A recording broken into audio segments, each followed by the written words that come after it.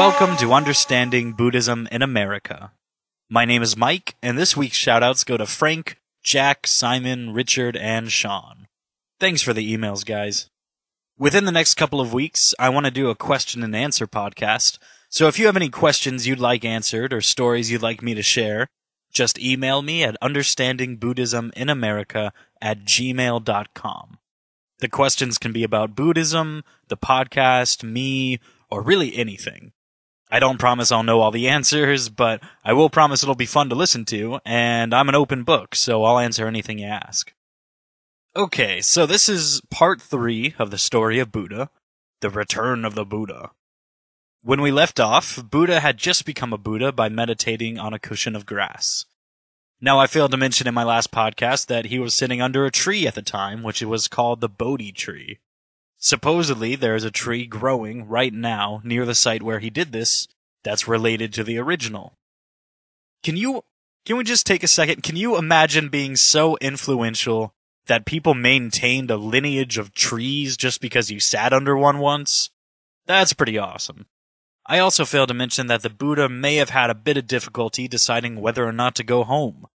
Some believe he was content just being a Buddha in a forest for the rest of his life. But he happened to run into some people, and they just happened to realize he was definitely a Buddha, which caused a chain of events that eventually led him to coming home. The people he ran into were the 5 guys from Part 2 at Deer Park. They were still a little sore at him for abandoning his practice, and they shunned him for it at first. Then they probably shouted some nasty words or something and started a conversation because, next thing you know, the 5 guys become his first followers. I guess if you can make a tree famous, making friends out of your enemies is quite literally a walk in the park. He told the Furious 5 about the 4 Noble Truths and the Eightfold Path, and they figured he was onto something, so they joined him. Now, Deer Park was pretty famous for being a place to go to in order to explore one's spirituality, so soon enough, he had a nice little following. The Buddha started giving more talks to the people who flocked to him, and it turned into a whole community. He started talking about how the self is an illusion, and if there was a real, permanent self, it would be nothing but the perpetual cause of one's own suffering. And if it were eternal, it would be nothing but the cause of eternal suffering. And if all of that was true, there would be no enlightenment. And Buddha firmly proved otherwise, firsthand. He taught that as soon as desire disappeared, the mind is truly free.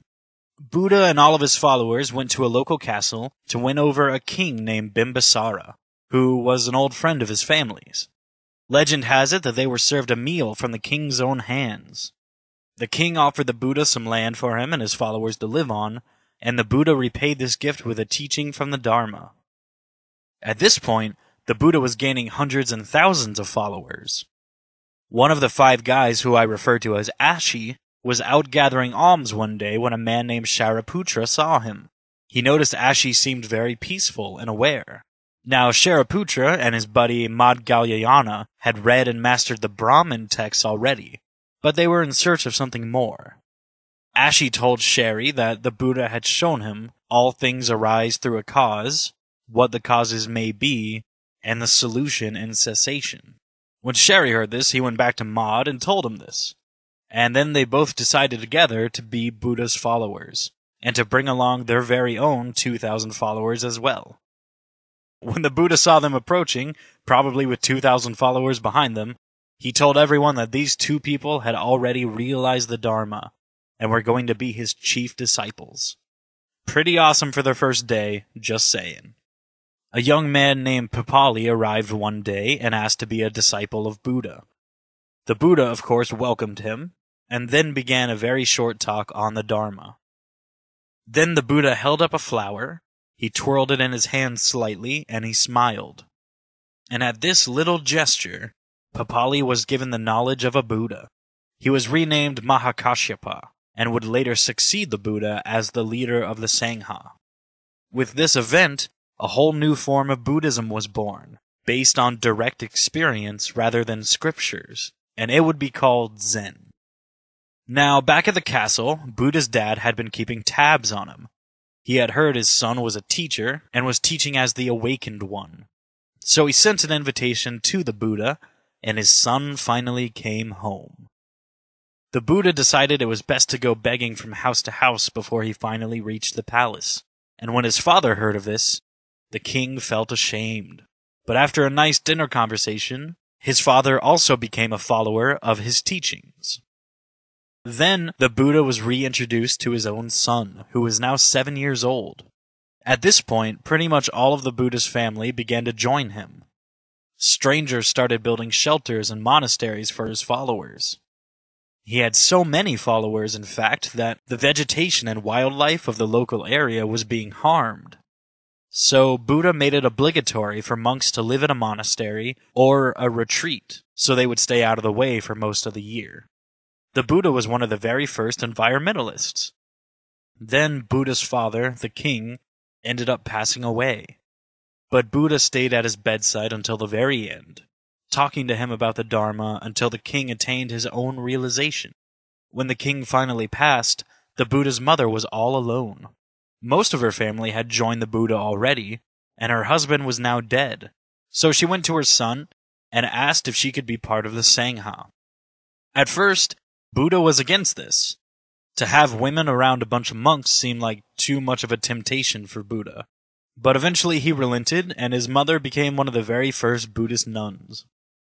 Buddha lived a long, full life that I can no way sum up into a 15-minute podcast, but when he was 80, he sat down between two trees and gave his final teaching. Now I'm going to read you his final teaching from a book called The Teaching of Buddha by Bukkyo Dendo Kyokai. It's an amazing little book, and you should definitely pick it up if you have the chance. Now the last teaching of Buddha went like this. Make of yourself a light. Rely upon yourself. Do not depend upon anyone else. Make my teachings your light. Rely upon them. Do not depend upon any other teaching. Consider your body. Think of its impurity, knowing that both its pain and its delight are alike causes of suffering. How can you indulge in its desires? Consider yourself. Think of its transiency. How can you fall into delusion about it and cherish pride and selfishness, knowing that they must all end in inevitable suffering? Consider all substances. Can you find among them any enduring self? Are they not all aggregates that sooner or later will break apart and be scattered? Do not be confused by the universality of suffering, but follow my teaching, even after my death, and you will be rid of pain. Do this, and you will indeed be my disciples. My disciples, the teachings that I have given you are not to be forgotten or abandoned. They are always to be treasured. They are to be thought about. They are to be practiced. If you follow these teachings, you will always be happy. The point of the teachings is to control your own mind. Keep your mind from greed, and you will keep your behavior right, your mind pure, and your words faithful. By always thinking about the transiency of your life, you will be able to resist greed and anger, and will be able to avoid all evils.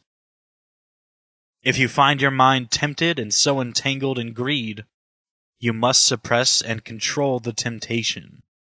Be the master of your own mind. A man's mind may make him a Buddha, or it may make him a beast. Misled by error, one becomes a demon. Enlightened, one becomes a Buddha. Therefore, control your mind and do not let it deviate from the right path.